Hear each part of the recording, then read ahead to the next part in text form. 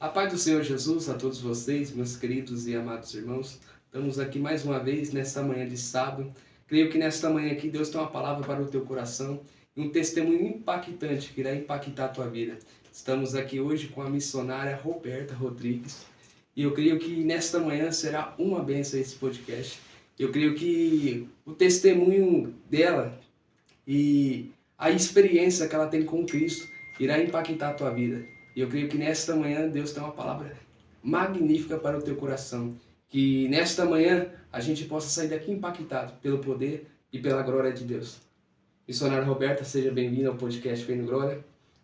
Como eu falei aqui nos bastidores, a missionária Alessandra falou muito bem da senhora e falou assim que você tem uma experiência, né? Tem uma, como é que posso dizer, uma bagagem muito grande no meio do Evangelho, e eu creio que essa bagagem irá ajudar outras pessoas também. Amém, amém. Eu quero agradecer pelo convite de estar aqui com vocês, participando desse projeto, né?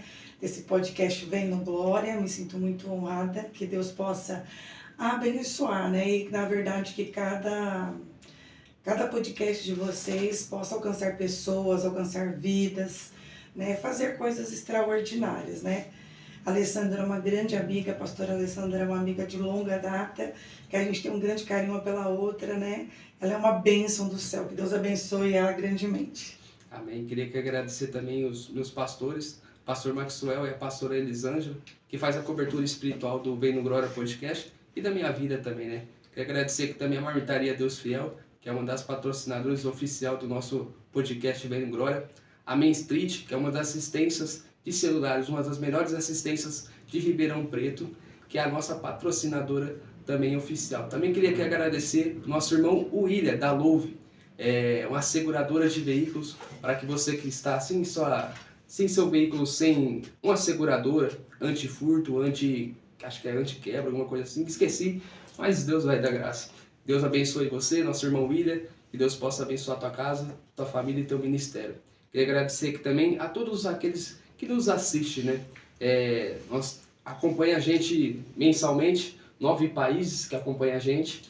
E eu sou grato a Deus pela vida de todos esses nossos irmãos em Cristo. Que Deus possa fortalecer vocês que estão por aí, né? Fazendo a missão para a honra e a glória do Senhor Jesus. Missionário, queria fazer a primeira pergunta aqui. Vamos e a lá. primeira pergunta é: como começou seu ministério? Da onde a senhora veio? E da onde Deus te tirou e te levantou? Amém. Eu aceitei Jesus, eu tinha 12 anos de idade, né? Na verdade, na época, que foi na década de 90, uma moça começou a ajudar a gente em casa, né? A minha mãe trabalhava e essa moça era cristã. E essa moça começou a falar de Jesus para minha mãe, mas a minha mãe não foi. E eu fui para a igreja naquela época, era uma sexta-feira, dia 3 de junho de 94. E eu saí de lá crente. Não teve apelo, não teve nada, mas eu saí crente daquele lugar. E a minha família, né, ela é uma família católica, minha família, meu pai e minha mãe, porém, frequentava, né, centros de umbanda, né, e a gente ia para terreiros, eu ia com frequência para centro, para receber passe. E quando eu me converti, na noite da minha conversão, quando eu aceitei Jesus, eu tinha o meu altar particular em casa. E esse altar eu tinha algumas imagens, né? Tinha lá Iemanjá, Pai Jacó, Cosme Damião, Aparecida. Só que eu cheguei e eu falei assim, eu sou crente, me converti. E agora? Aí eu virei todo mundo de costa, e fui orar do meu jeito, dentro da minha simplicidade com Deus. Não sabia falar com Deus, né? E naquela noite eu tive uma experiência, isso é para quem crê, não é para quem... Sim. Isso é espiritual, né? É só quem já viveu. O diabo, ele veio falar comigo. E ele veio impor, né, que eu não pertencia ao homem de branco, mas que eu pertencia a ele. E o meu nome, ele escreveu na parede, separando o meu nome. Escreveu Roberta, separando. Muitos anos depois, quando eu fui pregar no Paraná, um pastor que é ex-pai de santo, eu contei isso para ele disse assim, quando ele dividiu o seu nome, a intenção do diabo era dizer que ele ia te atacar em algumas fases da sua vida, de toda maneira para tentar te parar. E realmente isso aconteceu, mas o Senhor foi fiel e tem nos ajudado. E aí eu comecei né, a servir Jesus. Os meus pais não eram cristãos. Quando eu aceitei Jesus na década de 90, nós sabíamos que a igreja carregava um uso e costumes muito forte naquele período, não podia muita coisa. E eu aceitei Jesus em uma denominação que era o Evangelho Quadrangular. E meu pai dizia que eu não era crente. Nossa, crente não anda assim, crente não veste isso, aquela situação. E eu falei, para provar que eu quero ser crente, eu vou para a Assembleia de Deus. E fui para a Assembleia de Deus, porque para mim não era um problema o uso e costume. O que eu queria era servir a Cristo. Eu queria estar em Cristo. E foi uma batalha. Muitas das vezes, quando eu saía do culto, eu buscava minha mãe no centro, porque ela tinha que ir lá receber passe. Houve uma situação em que eu me lembro que ela me fez ir com ela. E eu orei muito antes de sair de casa, mas não sabia orar muito, era extremamente nova convertida. E eu me lembro que quando nós chegamos lá, orientada por um irmão que estava me ajudando em oração, intercessão, eu fiquei clamando o sangue de Jesus. E quando eu fui passar pelos guias, pelas entidades, eles falaram assim, por que você chorou antes de entrar aqui? Aí eu falei assim, olha, se você viu eu chorar, sabe por quê? Só que aquela é o que a Bíblia nos traz como informação, né? A Bíblia nos informa que o diabo ele não tem a onisciência, né? Somente o nosso Deus. Ele sabe aquilo que nós professamos, aquilo que nós falamos, né? Aquilo que nós damos informação a ele, mas aquilo que pensamos ele não consegue saber. E dentro disso começamos uma batalha. E o Pai Santo disse para minha mãe que não ia mais me receber lá. Não sei por questões, qual foi. E daí começou uma batalha, servindo Jesus. Teve vezes que eu, para poder servir a Cristo ou participar de um culto, eu saía como se eu fosse sair à noite para uma balada. E aí foi uma guerra. Me casei muito nova, eu comecei a pregar aos 17 anos. Meu primeiro púlpito foi uma avenida principal da minha cidade, que é a Avenida Pedro Amoroso, do lado de uma loja que na época chamava Camila Magazine, hoje chama Lully. Às 5 da tarde, eu ficava de pé entregando panfleto. Eu tinha uma sede por almas muito grande, né? A primeira vez que eu preguei foi numa igreja bem pequenininha, muito pequenininha mesmo, né? Eu lembro como fosse hoje, preguei Êxodo 14, né?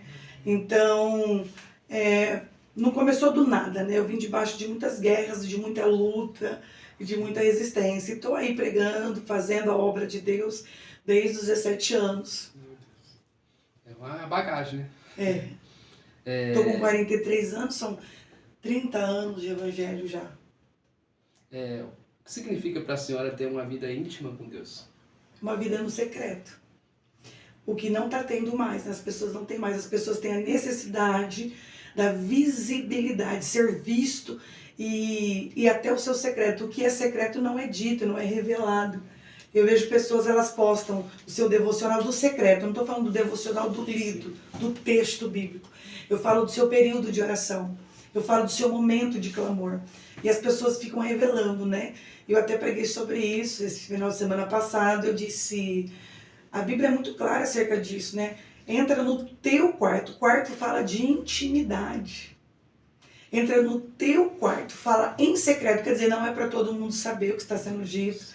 E não é para todo mundo ver o que está acontecendo.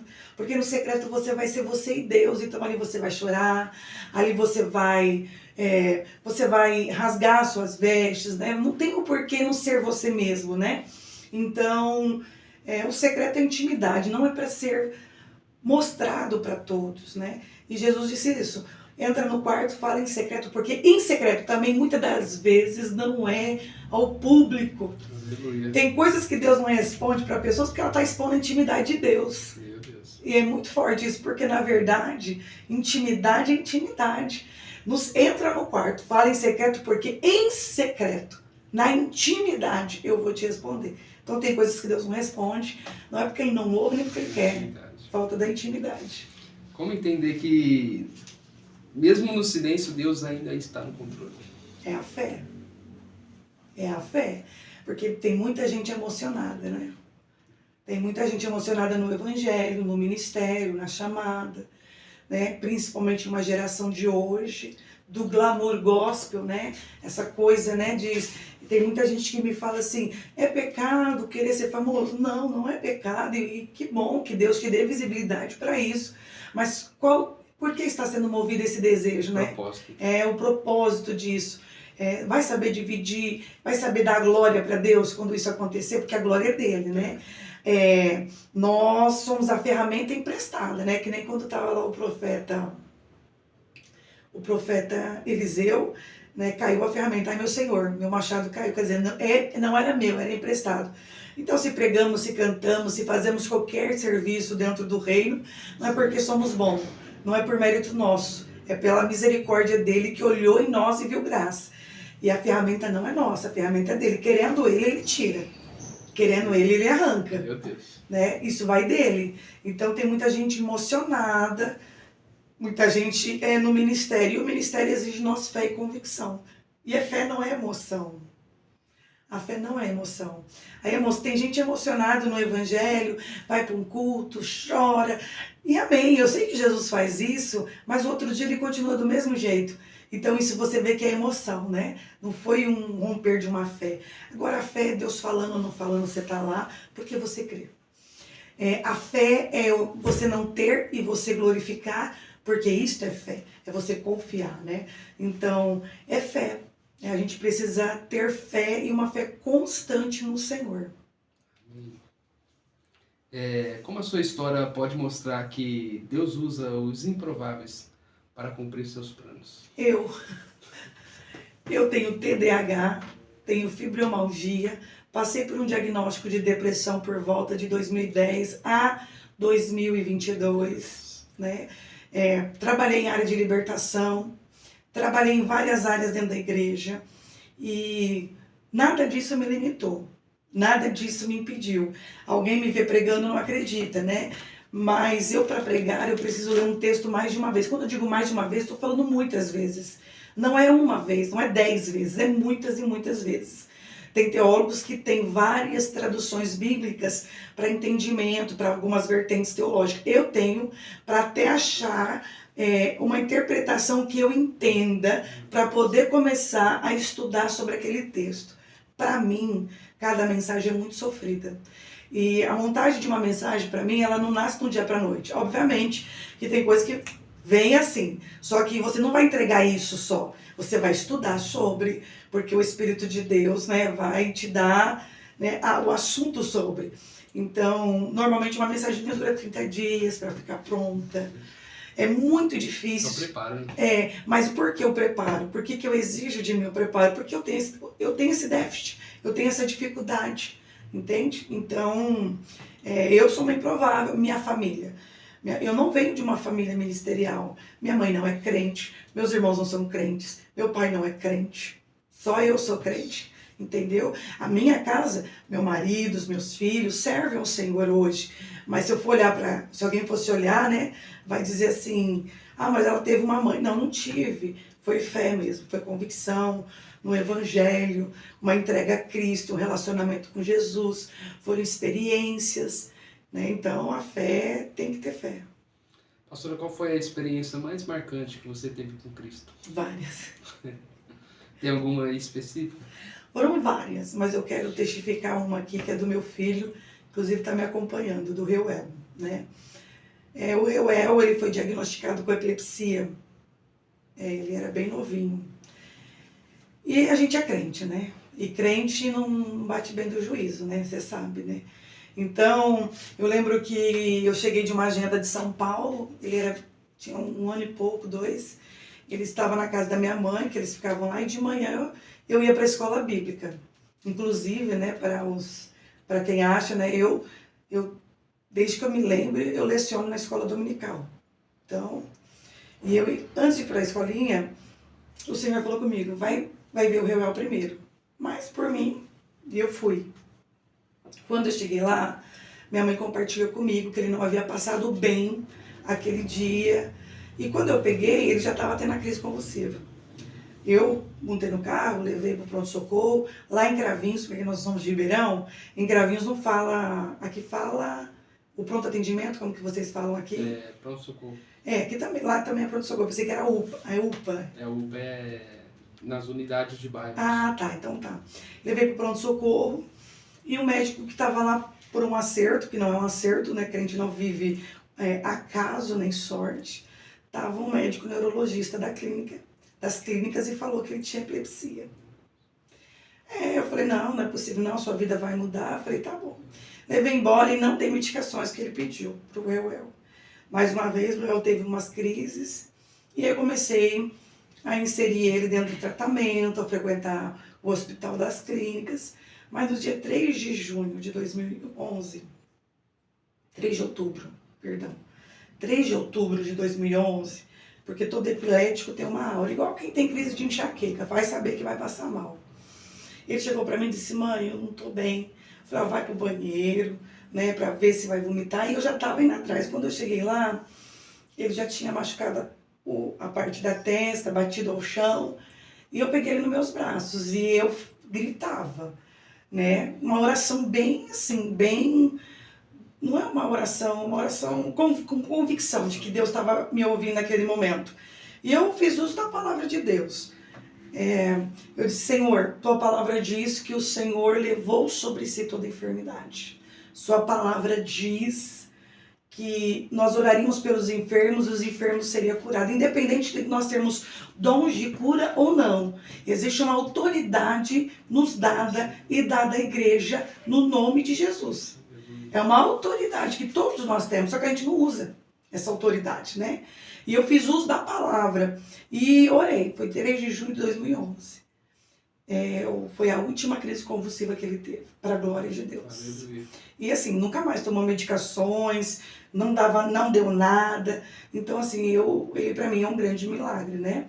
E quem segue o Reuel nas redes sociais vê que ele é um milagre. Né? Então assim, eu tenho a Sara também, que teve uma crise nos pulmões, ela precisou tomar adrenalina. Jesus curou ela num culto de 4 pessoas. Jesus não está na multidão. Essa é a questão das pessoas, entendeu? Num culto de 4 pessoas. Jesus fez o extraordinário na vida da minha filha, que já estava sentenciada, porque o diagnóstico era para o resto da vida. Ela tinha meses, ela tinha 4 meses de vida, já tinha ficado internada, já tinha tomado adrenalina na veia. E por vezes, assim, eu fiquei perguntando para o Senhor o que seria. E Jesus curou ela. Então, assim, são muitas experiências também espirituais, né, ver a mão de Deus agir. Então, eu assim, tenho muitas experiências com ele que poderia ser falado, a gente ficaria aqui a noite toda falando sobre isso. Aleluia. A senhora acabou de dizer, né, falta autoridade, né? Falta. No nosso meio hoje em dia, né? E a senhora já tem uma bagagem, eu não, tenho acho que 3 anos de ministério. Sou bebê na fé ainda, né? A senhora já carrega uma bagagem muito grande. E assim, né, conforme o tempo, né, alguns que eu falo, posso dizer, alguns remanescentes que viveram aquela glória, aquela chama ardente que até hoje vive, só que tem esfriado um pouco, né? Um pouco não, demais da conta. Sim, falei, fui até exagerado. Mas o que mudou? Muita coisa. Mudou, né? A igreja modernizou, e eu não estou falando de uma modernidade que não poderia ter, porque nós temos que ter, né? É por conta que... Não, porque isso é uso para a glória de Deus, por exemplo, agora. Mas nós estamos diante de uma igreja, eu estou falando de igreja sem denominação, sim, abraçando a todas, né? De uma forma universal. Uma igreja que não ora. Uma igreja que não lê Bíblia. Nós estamos diante de uma igreja que na verdade não tem uma entrega, não tem compromisso com o reino de Deus, né? Tem um pastor que eu gosto muito de ouvi-lo, pastor Moisés, ele disse assim, que tem muita concubina no reino, né? O que são as concubinas do reino? São aquelas pessoas, eu vou, mas eu não me envolvo. Eu vou, mas, né? Então falta entrega, falta disponibilidade para estar em Cristo, né? Então a gente vê uma geração que não quer. Quando você vê grandes assim, igrejas, principalmente nesse momento presente que está tendo, as churches, né? E você vê assim que na verdade são muitas apresentações e muita pouca entrega, né? Claro que eu não estou generalizando, a gente está falando um todo. Então, infelizmente, é uma geração que não ora. Há uma dificuldade de meia hora, 30 minutos é o básico. Um crente orar 30 minutos no dia é o básico, é o light, né? E você observa a dificuldade, os cultos de orações não tem, não é que não tem, mas não vão, né? Então o povo ele tem um nada a ver, tudo se pode hoje. Tudo pode, tudo é permitido, não tem problema. E eu não estou falando do uso e costume, estou falando de pecados mesmo. Eu estou falando que as pessoas estão pecando e ainda querendo achar respaldo no texto sagrado para os seus pecados. E isso é muito desconfortante para nós e uma afronta à Bíblia Sagrada. Porque a falta da má interpretação também, sabe? Então, infelizmente a igreja está fria e essa frieza tem vindo por conta dessa geração.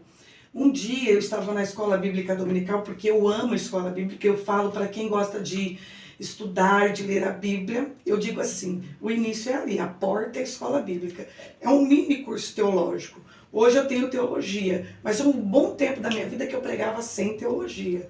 E algumas pessoas me perguntavam, onde você cursou? Onde você fez teologia? E a minha resposta era, culto de ensino, escola bíblica dominical. Entendeu? E são os cultos mais sofridos dentro da igreja. Entendeu? O culto que envolve palavra, ensino, eu não estou falando de pregações, eu estou falando de ensino. Ensinamento é os cultos que mais sofrem. E um dia eu estava na escola bíblica, eu olhei para a escola bíblica, né? A ausência de muitos jovens, a ausência de muitos obreiros. E eu me preocupei, meu coração pesou. Eu falei assim, a minha geração, eu estou com 43 anos, está indo embora. E eu não sei como é que vai ser. Naquele momento o Espírito Santo falou no meu coração, né? Lembrando que a igreja não é nossa, a igreja é do Senhor. Que eu não precisava me preocupar. Mas a gente se preocupa sim, né? Porque a gente vê que grandes homens de Deus estão partindo.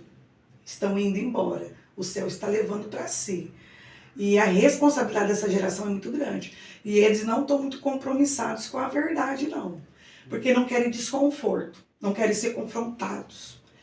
E a palavra de Deus é confronto, meu irmão. Entendeu? Não tem isso não, não tem... A palavra de Deus é confronto, o evangelho é confronto, você até pode vir tudo torto, arrebentado, mas tem que mudar, e essa mudança pode ser para uns do dia para a noite, para outros não são, para outros são mais difíceis, mas aí entra a renúncia, entra a entrega.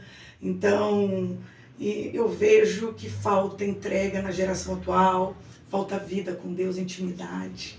Né? Falta desejo de se relacionar, as pessoas não têm desejo de se relacionar com Jesus. Eu não estou falando isso porque eu estou aqui, mas eu tenho esse desejo, eu estou em casa, eu sinto Deus me chamando para oração. Entende? Assim, para mim levantar de madrugada e não dobrar o joelho, não existe isso para mim. Ah, já virou um costume, pode ser um costume, mas é uma necessidade que eu tenho de falar com Cristo.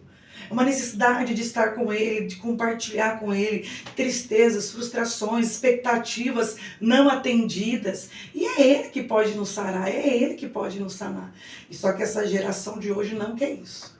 Essa geração de hoje tem se afastado desse nível de intimidade. Né? Então...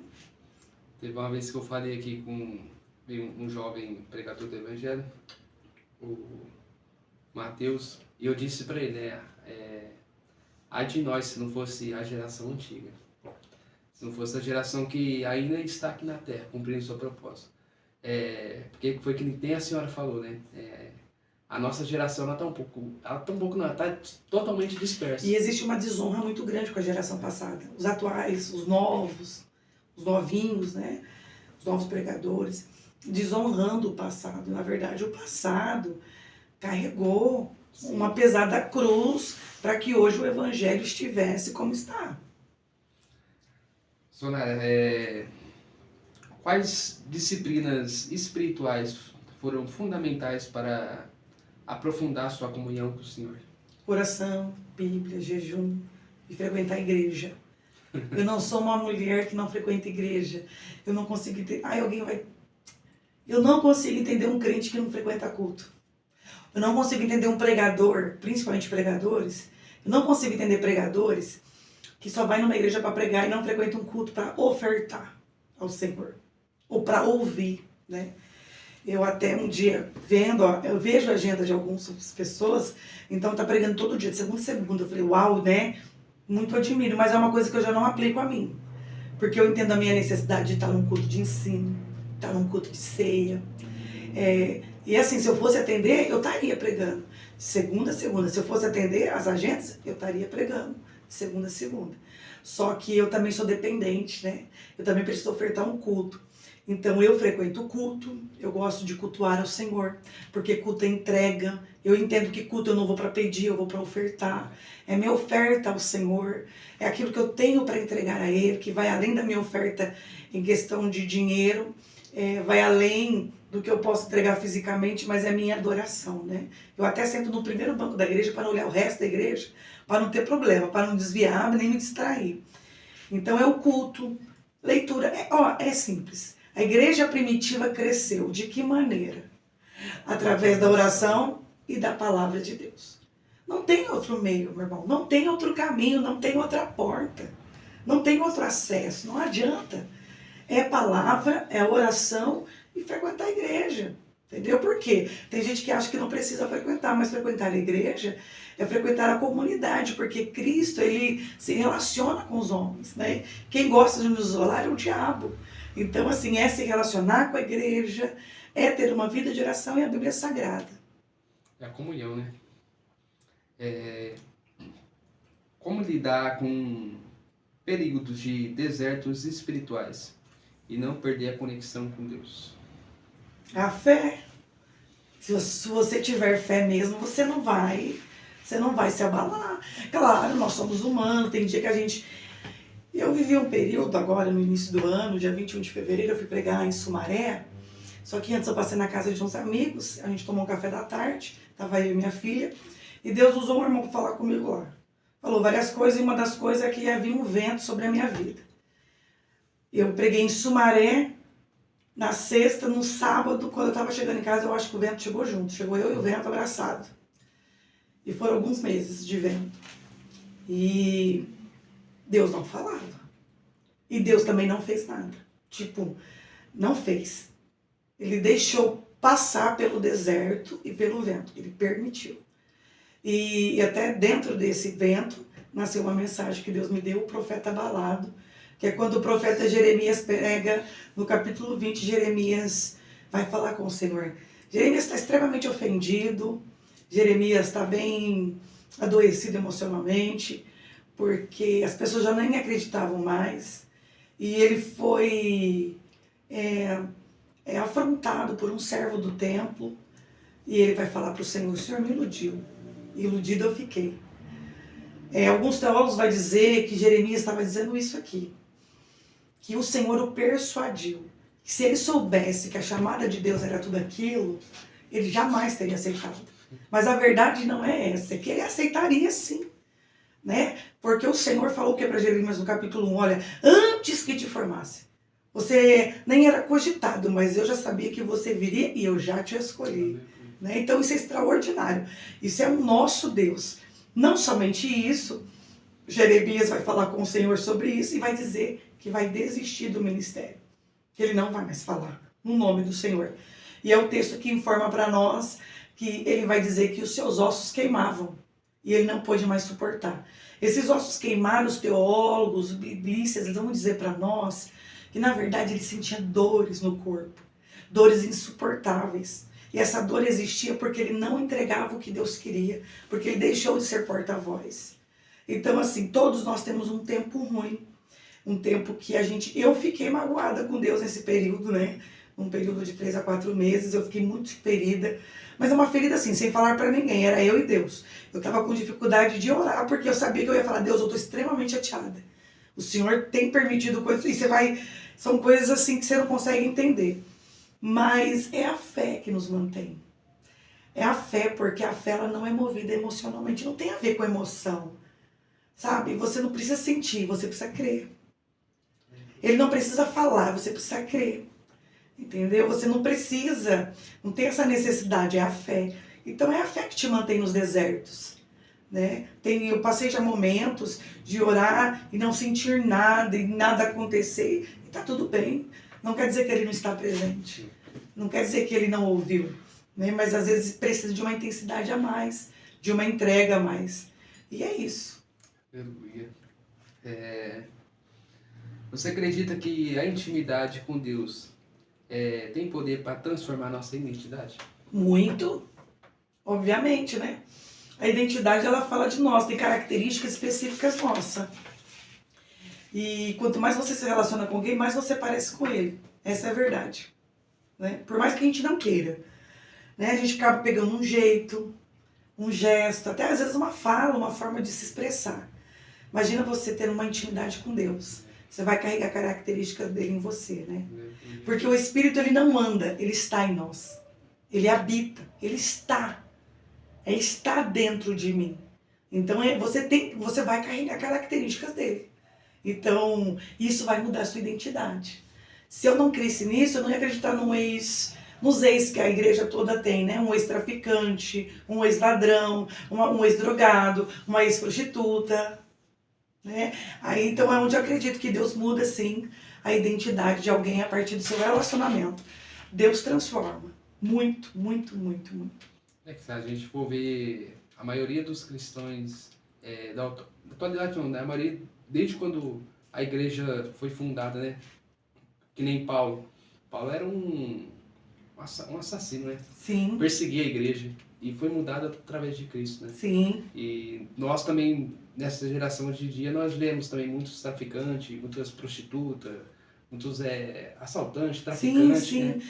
Não e só esses. São mudados, né? Não só esses. Quantos homens perversos que não roubam, que não matam, mas são perversos dentro da sua casa.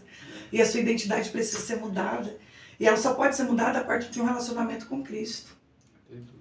Realmente é só a partir de um relacionamento com Jesus.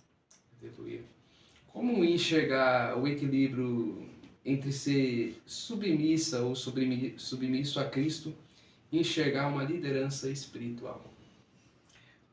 Como eu vejo a submissão em Cristo? Servi-lo. Se submeter não é um problema. Na verdade, é que nem as pessoas, até ouvi hoje alguém dizer isso, né? Tem gente que acha que se manda, isso dentro da igreja, estou falando da igreja, estou falando de crente. Tem crente que acha que se manda e não é assim que funciona. Quem manda em nós é o Senhor. Quem nos direciona é o Senhor. Né? Enxergar uma liderança em Cristo ou nos homens, a pergunta? Em Cristo. Em Cristo, a pessoa que não consegue permitir ver uma liderança em Deus, ela não se relacionou, ela não teve uma intimidade, ela não entende o que é o texto bíblico sagrado. Porque nós entendemos que Cristo é a nossa liderança, Ele é o cabeça da igreja, nós temos entendimento, é base do Evangelho. Qual o dever o dever mais desafiador que uma mulher ou um homem tem no reino de Deus? Dever? Assim, uma luta, uma guerra, tipo assim, coisas que acontecem diariamente. Uma dificuldade, um desafio? Ser fiel, né? Constantemente, leal. Eu não consigo ver um desafio servir a Deus, você acredita? Eu não consigo ver. Eu não consigo ver um desafio. Não consigo ver. Não tem um desafio, não tem uma dificuldade. Eu não consigo ver desafios em estar em Cristo. Alguém pode dizer assim, para mim é um desafio. Tem pessoas que vão dizer, olha, um desafio para mim é ser constante. Como eu conheço muitas mulheres que falam comigo. O desafio delas é ser constante. Outros, o desafio é deixar Deus governar a sua vida, direcionar os seus passos. Outro desafio é viver uma vida de obediência. Mas eu não vejo desafio, porque não é que eu não exista desafios no reino, exista. Mas eu estou num período de fé que é Ele que manda, é Ele que comanda, é Ele que governa, é Ele que dirige, é Ele que faz, o que Ele faz está tudo certo. Porque não adianta você lutar contra Ele, né? Você vai perder uma guerra. Mas existem muitas pessoas com desafio na sua constância, na sua oração. Um desafio que eu posso dizer que eu vou no dia a dia, às vezes, né, o decorrer do dia a dia, às vezes é seguir aquele período de oração já pela manhã, porque já minha vida já começa muito agitada, então eu consigo fazer esse período de oração em outro horário. Mas não existe um desafio. Para mim, não. Mas para outros, com certeza, existe. Sim. É que eu vejo, tem muitos comentários no nosso podcast que as pessoas perguntam como vencer os desafios, né? De servir a Cristo. Né? O desafio de servir a Cristo, para quem é novo convertido, o desafio para quem está no início da fé, eu mesmo, alguém que já vem há algum tempo, é renunciar. Na verdade, Jesus disse o quê? Aquele que não pegar sua cruz todo dia. Então, todo dia é uma cruz. Não tem como. Todo dia é uma cruz e todo dia é um Getsemane. Então, todo dia você não vai matar 10 leões, você vai carregar uma cruz e você vai enfrentar um Getsemane. Isso é bíblico. Então, você vai enfrentar isso, certo? Todo dia você está enfrentando. Então, todo dia você tem que matar o seu eu. Todo dia você tem que lembrar que quem governa é Jesus. Então, para vencer o desafio, é uma constância. É pegar a sua cruz e ir.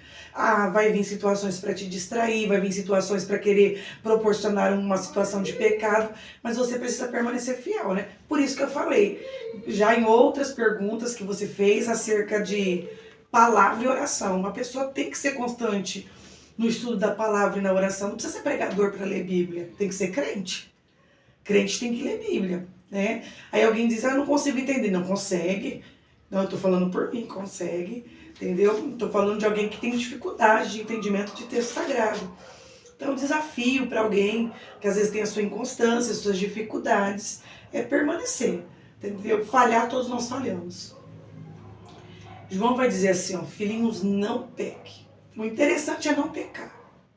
Mas se acontecer, nós temos um justo juiz. E temos um advogado, que é o Senhor Jesus. Então, ainda que, às vezes, dentro dessa caminhada parece que você vacilou, você errou, o interessante é gerar o arrependimento, não é um remorso, né? Porque remorso você volta a fazer, mas é um arrependimento. Então, o desafio para você vencer é ser constante. Ah, hoje não deu certo, mas amanhã vai. Continue. Ah, mas eu... Não, mas amanhã vai. Continua que vai. Continua que você vai conseguir.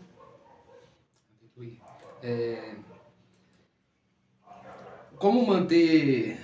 Nossa, que conselho você daria para um servo, uma serva que sente que se perdeu no meio do propósito? Volte para o caminho. Né? E esse voltar para o caminho nem sempre Deus vai fazer por você. O filho pródigo se perdeu no caminho. Mas ninguém foi buscar ele. Ninguém.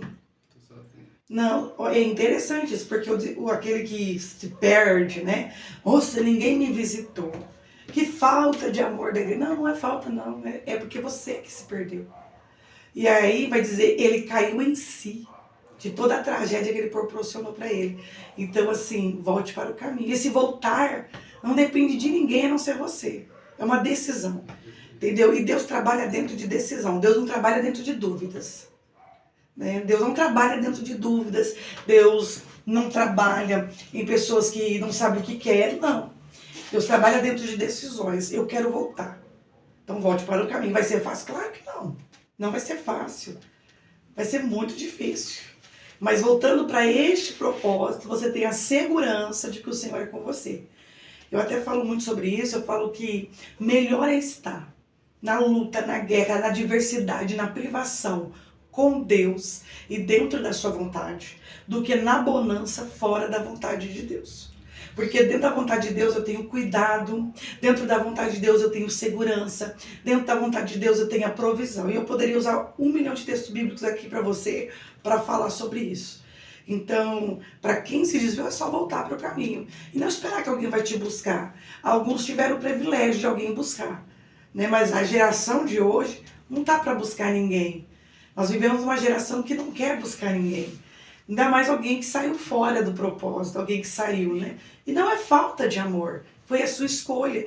E escolhas precisam ser respeitadas. Né? As escolhas precisam ser respeitadas. Né? Você já foi falar com alguém que está fora do propósito? É horrível. A pessoa, ela quer falar para você que ela entende mais de Bíblia. Eu tive uma experiência alguns anos atrás mesmo, mais de 20 anos. Um irmão que se desviou da igreja e ele abriu um prostíbulo, uma casa noturna, aqui na cidade de vocês, aqui em Ribeirão. E a mulher dele era crente. Então ele largou da esposa, montou esse prostíbulo, crente, era crente, servia a Deus. E nós chegamos lá à tarde, porque a casa não funcionava à tarde. Fui eu e ela. E eu chegando lá, as moças começaram a sentar nas cadeiras. E ele estava no quarto com outra menina. E a esposa foi lá bater no quarto, para ele sair para fora. Aí ele saiu para fora. Eu sei que ela foi entregando o panfleto, nós estamos falando de Jesus para todas. Uma delas voltou para Jesus, que estava desviada. Estava gestante de 7 meses. vendendo o corpo. E eu me lembro que eram meninas novas, mas estavam bem judiadas devido, né, à vida sofrida. E eu falei de Jesus para ele, fiz uma oração. E aí ele disse para ela quase me convenceu. Eu falei, não, eu não tenho que convencer ninguém. Quem convence é o Espírito Santo. A moça, a gestante, no mesmo dia foi embora. Ele falou para a esposa. No mesmo dia ela foi embora. Ela pegou o que era dela e voltou para casa dela. Porque ela voltou, ela tomou a decisão. Então, a gente precisa respeitar decisões, né? Aqueles que têm a sorte ainda que Deus envia alguém, é bênção. Mas respeitar as decisões. Tem que cair em si, voltar para o caminho, né? E tem gente perdida dentro da igreja, que não aceita ajuda também. Tem gente perdida dentro da igreja e não aceita ajuda. Porque a ajuda, não existe uma ajuda, existe um confronto. Porque quem saiu do propósito, ele precisa ser confrontado para voltar. Então Deus não vai falar assim para ele, assim, eu te amo, eu preciso de você. Não vai acontecer isso. Não vai. Deus vai falar de forma dura.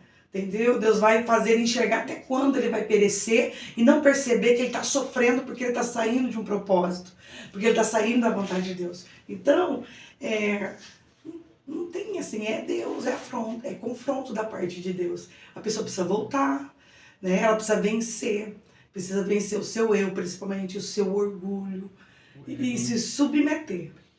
Aleluia. Qual é a sua maior motivação para continuar firme no propósito? A obra da cruz. Eu escrevi um livro que chama Vencendo as Crises do Calvário. Como vencer uma crise existencial no Calvário. E não há outro meio, não há outra porta, não há outro acesso que não seja por meio da cruz. Não há. Né? Quando diz o autor dos Hebreus, olhando para o autor, consumador da minha fé, isso tem que olhar para Jesus. Se você olhar para os homens, você vai parar. Se você for olhar para as instituições, você vai parar. Se você olhar para o sistema religioso, você vai parar. Então, olhe para Cristo. Né? A minha maior motivação foi a obra do Calvário, foi a sua morte na cruz, a sua ressurreição. Não há outra motivação. Né? Não tem como ser outra. É olhar para ele, né? Saber entender essa obra. Uma vez entendida a obra do Calvário, alguém não vai sair do propósito. Uma vez entendida a obra do Calvário, pode vir um vento. Sabe, quando você entendeu o que é o Evangelho, o que é entender a obra do Calvário, você vai ficar firme, você não vai se abater. E como eu disse, nós somos humanos e passamos por situações, mas isso não vai te fazer abater sua fé em Deus. Né? Então, assim, é olhando para a cruz. Entendendo a obra do Calvário. Ele veio, morreu e ressuscitou. Pois eu vou querer um livro desse.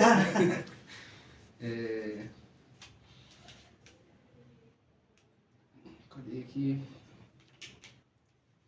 Qual o conselho mais valioso que você já recebeu nessa jornada de fé?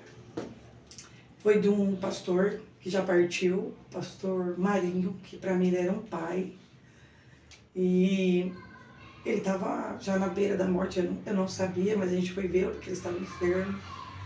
E ele me chamava até de Beta, né? Ele falou assim, Beta, não briga por nada, porque não vale a pena. E é uma verdade, porque a gente vê pessoas se desgastando por tantas coisas que não vai mudar, viu? Não vai mudar. Eu observo, a gente vê, principalmente hoje nas redes sociais, as pessoas brigando e lutando. Não estou falando de luta por ideais, por coisas que vão... Mas a gente vê que tem brigas que não vai trazer nada, que não vai edificar nada, que não vai glorificar nada. Então eu entendi o que ele quis dizer naquele dia para mim. Porque às vezes a gente fica naquela coisa, não, porque tem que fazer, não, porque... Não, tem coisas que não compensam. Então para mim, vindo dele, era muito importante. E ele também falou, olha, ora e jejua o tempo todo. E aí ele partiu, logo depois dessas palavras que ele falou pra gente. E é uma pessoa que eu tinha um grande respeito, um grande coração, um grande homem de Deus, que eu acho que eu não vou encontrar outro do mesmo nível, com tanta intimidade com Deus. Alguém que olhava para a pessoa que era endemoniada. Eu estava hospedada na casa dele, nós estávamos indo para oração 3 horas da tarde. Isso assim, meses antes dele falecer. Literalmente uma moça caiu endemoniada. A gente estava passando a moça caiu endemoniada na calçada. Então assim, são coisas que a gente não vê todo dia. Né? Então a gente sabe também o nível de intimidade que essa pessoa tem. Então, assim, o maior conselho que eu recebi foi dele, assim, essa orientação de não brigar, não criar atritos, né? Atritos que não vai edificar. coisas que não vão edificar. Mesmo porque tem coisas, meu irmão, que não precisam ser esclarecidas, né? Tem coisas que não precisam ser mais justificadas. Na verdade, tem coisas que precisam só ser vencidas, né? Você só precisa perdoar e vencer e saber que Deus está no controle. Amém? Glória a Deus. Nas igrejas que você tem pregado, palestrado, qual é o propósito e como tem sido, né, os resultados desses trabalhos? Eu prego em congressos, eu faço mentoria para mulheres. Conferências, né? Faço conferência. Há poucos dias eu fiz uma conferência aqui em Ribeirão, na sede da Brasil para Cristo, ali na Lusitana, para mulheres. Fazemos mentorias para particular, no privado, enfim. Mas quando eu prego, o meu intuito, quando eu vou num evento pregar, num congresso pregar, é que seja dito exatamente o que Deus quer que seja dito. Eu não sou a pregadora que vai para fazer agenda. Eu sou a pregadora que vai para falar o que Ele quer. Então eu até me pergunto muitas das vezes por que Deus me leva em alguns lugares. Porque já teve lugares de eu dizer assim, nunca mais vai me chamar para pregar. Porque a mensagem foi dura. Só que, para minha surpresa, eu fui chamada várias e várias vezes. E aí eu entendo que, na verdade, o povo está sedento, necessitado urgentemente de palavra. Então, o meu intuito, quando eu vou a um congresso, vamos dizer assim, é que eu fale exatamente o que Ele quer. Que eu seja a flecha na aljava dele. Que eu alcance exatamente o propósito que Ele quer. Porque o propósito não sou eu, é o que Ele quer. É a palavra, que a palavra alcance o seu propósito. Quando se trata referente à conferência de mulheres, o intuito é ver mulheres sendo tocadas, tomando decisões, mudando comportamentos, sendo direcionadas para viver um novo. Como eu disse, nada é muito rápido, tudo é um processo. Mas esse é o intuito. Numa conferência de mulheres, o intuito é de ajudar mulheres, né, de abençoar mulheres. Na nossa igreja vai ter uma conferência que eu estou organizando no dia 9 de agosto.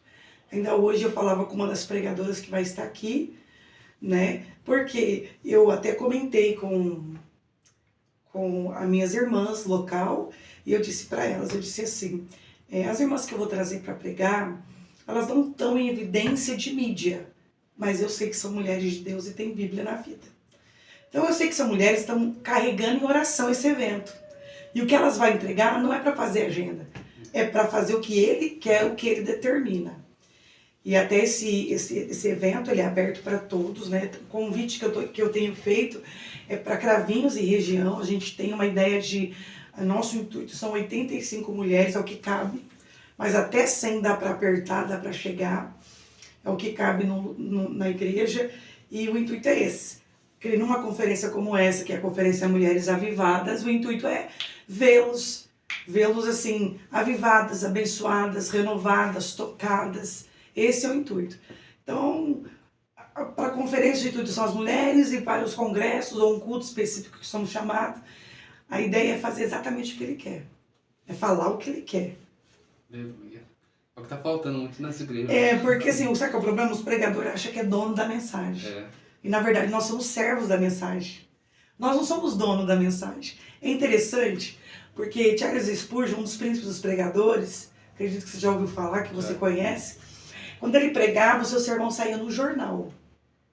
Né? E conta a história, olha que interessante. Conta a história que um dia ele estava, porque ele tinha depressão, ele estava no ápice, estava tendo uma crise depressiva, e ele decidiu não pregar aquele dia. E ele entrou em uma igreja. E lá tinha um jovem pregando o sermão que ele tinha pregado. E aí ele foi tocado pelo próprio sermão, que ele mesmo tinha pregado e o outro menino estava transmitindo. Porque naquela época não tinha problema.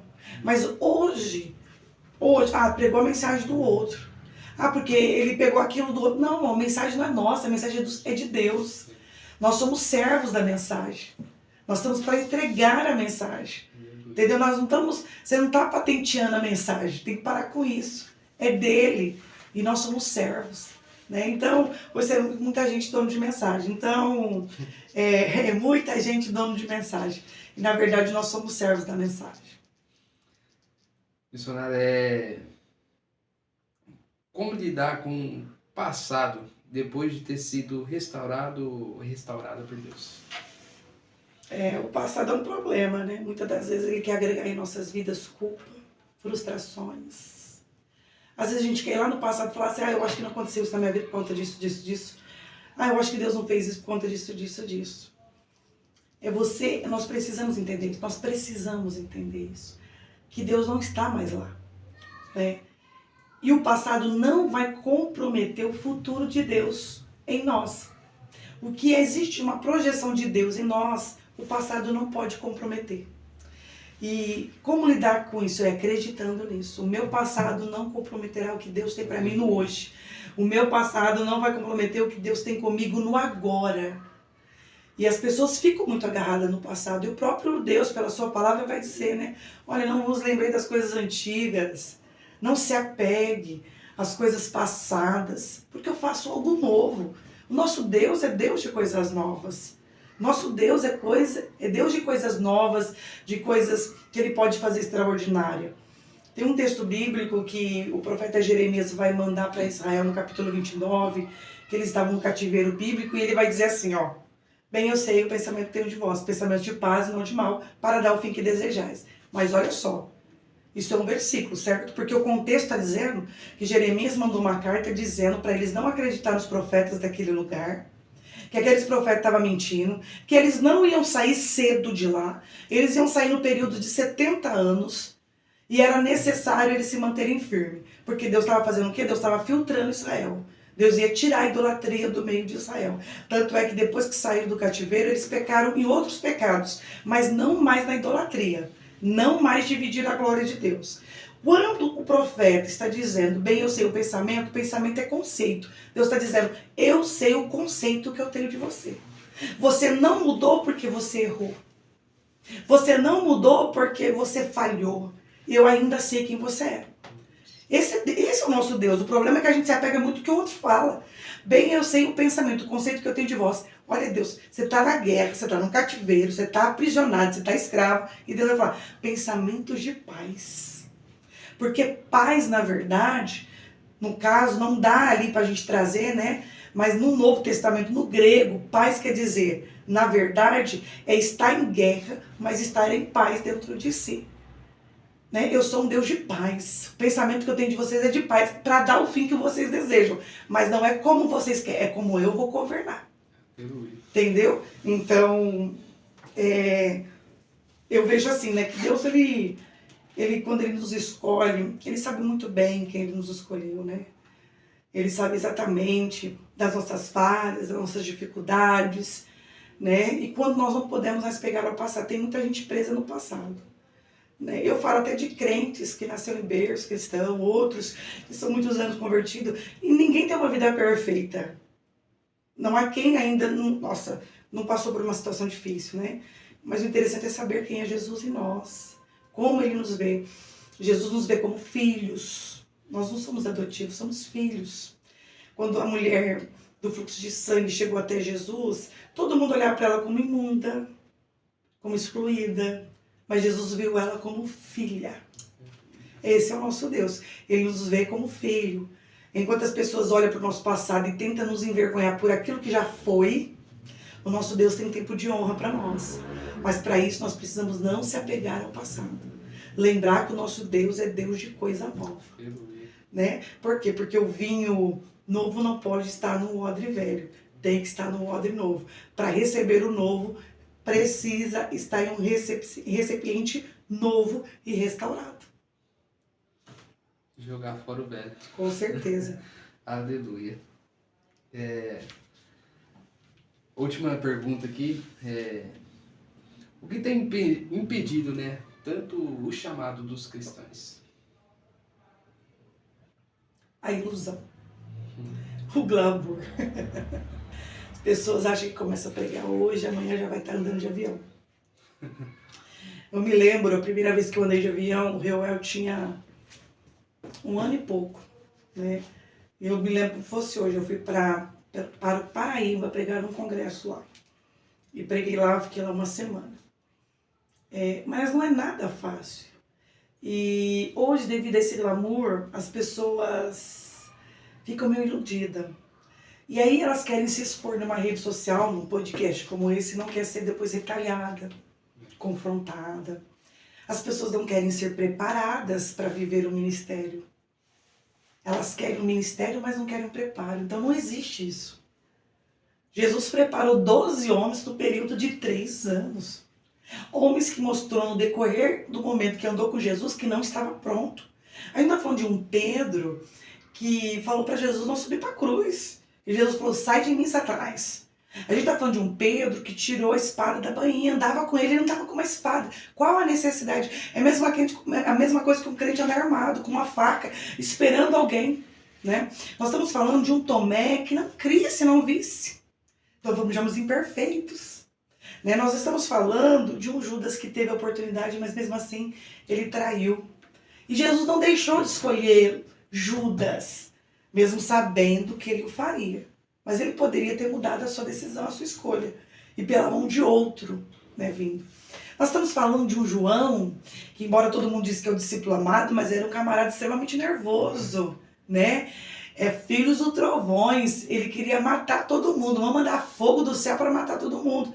Homens imperfeitos, né? Pessoas imperfeitas, né? Então as pessoas querem, mas não querem um preparo. Querem pregar, mas não querem ler. Querem pregar, mas não quer orar. Quer liderar, mas não quer permitir que Deus lhe conduza a liderança. Não entende que uma liderança ela é condicionada a uma vida de renúncia, a uma vida de entrega. Tem pessoas que querem pastorear, mas estão com uma outra visão. E pastorear pessoas é complicado. São 20 anos cuidando de pessoas. Eu tenho 20 anos de ministério cuidando de pessoas com meu marido. 20 anos cuidando. Então, cuidando, libertando, sabendo lidar com a ingratidão. Porque não tem gratos, assim, raramente o que volta, né? De 10, um voltou para dizer para Jesus. Então, assim, os desafios que está tendo para as pessoas do ministério é que eles estão iludidos. E aí, quando eles veem que não é aquilo, eles vão embora. Eles não querem. Eu conheço pessoas que têm chamado Deus e falou que não quer. Eu falo, não quero. E Deus não pode me obrigar, porque é o meu livre-arbítrio. Então viva o seu querer, né? É claro que se ele vivesse o que Deus tem para ele, ele viveria um outro nível de vida, né? Viveria outra dimensão. Né? E Deus não vai revelar essa dimensão, Deus vai permitir que ele viva. Mas se ele não quer, então Deus não vai revelar, Deus não vai falar. Então eu conheço muita gente que diz, não quero ser pastor, não quero ser obreiro, não quero ser isso, não quero pregar, não quero cantar, não quero nada. Por quê? Porque já foi e sentiu o peso. Nós trabalhamos muito com libertação e a gente fizemos a libertação de uma irmã lá na igreja. E tipo assim, a maioria que ajudou na libertação foi embora, entendeu? Foi embora. Porque não aguentou a pressão. A pressão do ataque espiritual, da retaliação. Até meus filhos brincam, ai mãe, não mexe com o diabo não. Eu falei, não precisa mexer com o diabo, ele já vem, né? Foi um período que muitos ataques espirituais sobre a minha casa, sobre a minha vida. Então as pessoas desistem, né? O maior desafio é eles estarem iludidos. Principalmente com a era atual, né? Essa coisa digital tá acabando, né? É muito bom, mas traz muito dano também, porque as pessoas não entendem o que é isso, entende? Então, que nem, eu não sou uma blogueira, você não vai ver eu falando, bom dia, tô fazendo meu café. Eu já até fazia isso, mas eu parei, falei, não é meu perfil, essa não sou eu, não tenho tempo para isso. A gente dirige igreja, a gente prega, tem outras funções. Obviamente, a gente sempre está postando alguma coisa, é ativo nas nossas redes sociais, porque eu entendo que a minha rede social é para glorificar Deus, é um meio, é um canal que Deus nos deu para alcançar, para fazer, para abençoar. Né? Mas assim, não vai me ver fazendo essas coisas e nada contra quem faz também, pelo amor de Deus. Eu não tenho nada contra, até gosto de ver as meninas aí que fazem e tal. Mas o desafio do ministério hoje, que muitos têm encontrado, é porque eles estão meio que iludidos. E quando eles veem a realidade, eles caem fora. Quando eles veem o que é ministério, eles falam, não quero para mim. Eu não quero esse ministério para mim. Né? Tanto que você vê o índice de pastores que infelizmente tem se matado, né? Caído aí por conta de situações dentro da igreja, e enfim, para mim, o meu entendimento é esse, o desafio é porque alguns estão iludidos. Quem não está iludido, irmão, tá ali carregando. Tá igual o Jeremias, eu gosto muito de Jeremias, sempre que eu falo muito de Jeremias, né? Porque eu gosto demais, é uma coisa que eu muito estudei sobre ele. Ele diz assim, Senhor, quando O Senhor não me vê sentado, quem tem ministério é isso. O Senhor não me vê sentado em rodas, dando risada, gargalhada. Não que é errado. Mas Jeremias está dizendo, o Senhor não me vê participando dessas coisas, porque o que o Senhor pôs sobre mim é pesado demais. E esse peso me excluiu disso. Esse peso me desvinculou dessas coisas. Então o ministério é bem isso. Quando alguém diz que o ministério é solitário, ele é solitário. Né? Louvado seja Deus aqueles que têm alguns ajudadores, algumas pessoas que dão suporte, algumas pessoas que fazem, né? Amém, Jesus. Mas o ministério é solitário. Eu louvo a Deus pela vida do meu marido, que é um grande amigo, companheiro, ajudador, um homem de Deus. Eu saio de casa, ele me abençoa, ele ora por mim. Às vezes eu vou viajar, né, ficar alguns dias ausente de casa para atender alguns compromissos em outro estado, às vezes até mesmo dentro do estado de São Paulo. Ele ora por mim, me abençoa, estou debaixo da oração dele. Eu tenho meu suporte nele, na minha casa, na minha família. Né? Então, eu louvo a Deus por isso. Mas é que tem muita gente iludida. Tem muita gente assim que fala, eu vou pregar porque eu vou ficar famosa. Só que aí você começa a pregar, né? E aí você percebe que vai ter gente que vai te odiar, que não vai gostar da sua mensagem, não vai gostar do seu jeito. Enfim, aí tem suas N situações. Infelizmente, são pessoas que não estão convictas. São pessoas que não estão convictas. Eu até tenho uma mensagem que eu falo assim, ó, eu estou falando de Pedro. Na mensagem eu digo assim, olha, Pedro não era emocionado, ele não era bobo. Não, Jesus está falando com a multidão e a multidão se retira porque a mensagem é dura. Jesus não é coach, Jesus não é filósofo, ele é pregador. E o que ele está trazendo é a palavra, ele é o verbo vivo. E aí o povo está indo embora, porque a mensagem é dura, a mensagem está confrontando. Jesus vai olhar para os discípulos e vai falar, se vocês quiserem, vocês podem também, não tem problema não. Se vocês não querem, não, vai embora, vai. Eu levanto outros 12 rapidinho aqui. E aí vai Pedro, não, para onde nós vamos? Ele era todo emocionadinho, meio nervosinho, mas ele sabia. Isso é convicção. Entendeu? Aí vem aquilo, né? Tuas falhas não definem quem é você. Mas o chamado de Deus, isso no contexto espiritual. Eu estou dizendo, né? No contexto espiritual. Então é bem isso. Então tem muita gente aí que está emocionada. Por isso que parou, por isso que voltou, por isso que não aguentou, por isso que só quer hoje ficar, a igreja me feriu. São pessoas. O mundo também fere. A igreja, o mundo também fere. Se relacionar com pessoas que não são cristãs, nos ferem muito mais. São pessoas sem princípios, muitas das vezes, sem bases, sem valores, né? Morais, muitas das vezes. E aí a gente quer tacar toda a culpa na igreja. É muito fácil culpar alguém quando, na verdade, o que falta em nós é reconhecimento. Um dos pilares da inteligência emocional é reconhecer aonde você está ferido. Não quem te feriu, mas aonde você está machucado. Aprendi bastante aqui. Eita! Vocês que estão atentos aí, né? Também aprenderam bastante aqui.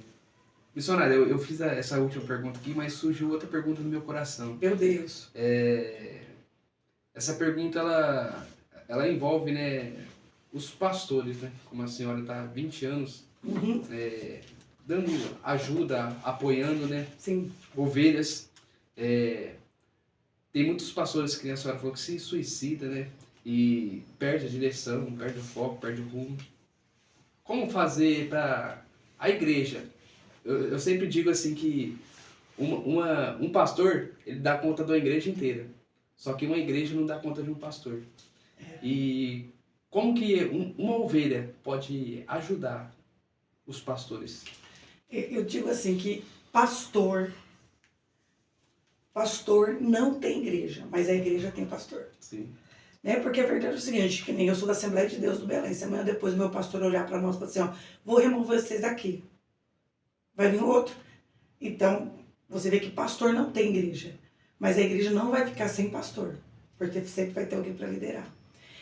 Eu acredito, meu irmão, que uma coisa que é extremamente importante de uma ovelha é ela interceder pela sua liderança.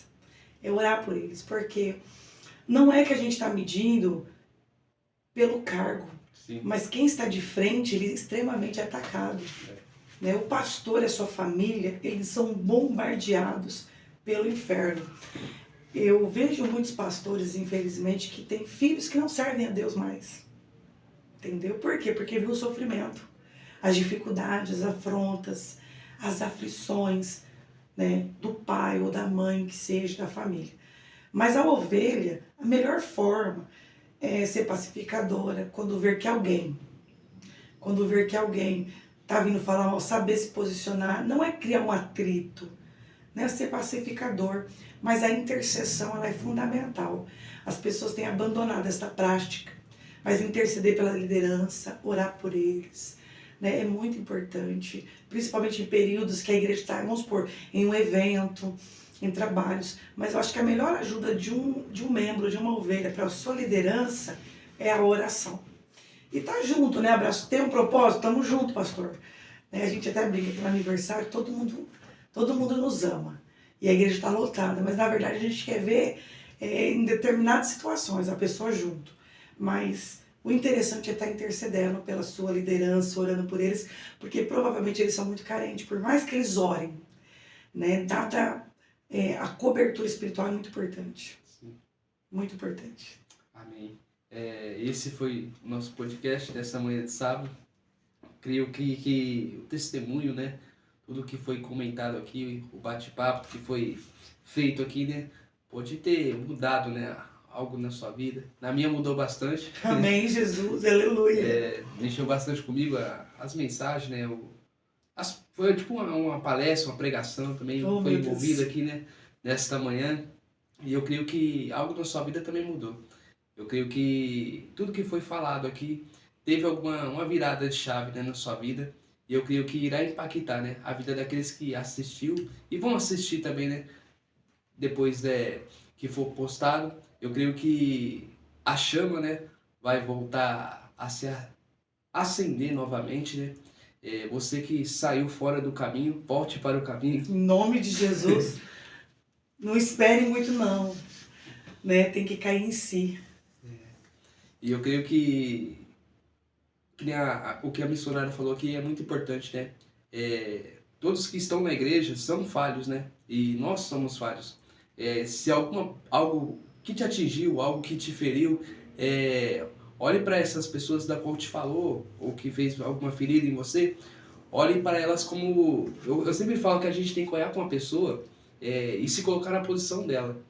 Uhum. Porque a gente vai ver que nós também somos falhos, e outras pessoas também são falhas. Então, todos nós somos sujeitos a ser falho, né? Mas olhe para Cristo que Ele não falha, Ele é o único que vai te prometer algo e vai cumprir. Ele é o único que não falha, Ele nunca vai falhar nas nossas vidas. Amém.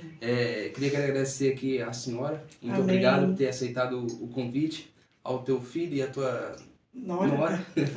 Deus possa abençoar, eles estão ali atrás, nos bastidores. Queria agradecer aqui a todo o seu esposo também, muito obrigado, por ter feito, né, essa oportunidade de estar aqui com a gente aqui. Só tenho a agradecer. Eu que agradeço vocês pelo convite e espero que esse projeto do podcast venha expandir, crescer e o nome do Senhor ser glorificado, né? Dentro desse propósito.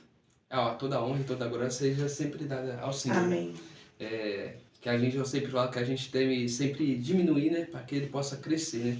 E eu creio que através desse podcast maravilhoso, através da vida da missionária, tudo que Deus fez na vida dela e vai continuar fazendo ainda, vai transformar a tua vida também. Amém? Ficamos por aqui. Missionária, para terminar aqui, eu queria que a senhora terminasse com oração. Amém? Amém. Vamos orar. Vamos orar, né? Pai querido, Pai amado, nós te glorificamos por este momento na tua presença, o qual compartilhamos acerca da tua obra, acerca do teu reino. Mas sabemos que somos tão pequenos, Pai, tão vulneráveis, mas a tua mão tem nos guiado. Senhor, abençoa este projeto, abençoa a vida do teu filho, que tem estado na frente desse projeto. Vem glorificar o teu nome nesse podcast, Senhor. Que cada, Senhor, visitante, aquele que veio trazer algo, uma palavra, participar das enquetes, que o Senhor possa direcionar para glorificar o teu nome. Continua, Senhor, abençoando para a glória do Senhor. Pai, nisso nós cremos e já confiamos, porque o Senhor é Deus. Amém. Amém. Quero agradecer a todos vocês que nos assistem, que nos acompanham, né? Não deixe de se inscrever no nosso canal, nem de seguir a gente no Instagram. que a gente estará postando lá mensagem, né, da palavra do Senhor, orações, né, para que o nome de Deus possa ser glorificado para tudo sempre. Amém? Ficamos aqui com a paz do Senhor Jesus, que Deus possa te abençoar. Tenha um bom dia, um ótimo final de semana. Amém? Amém.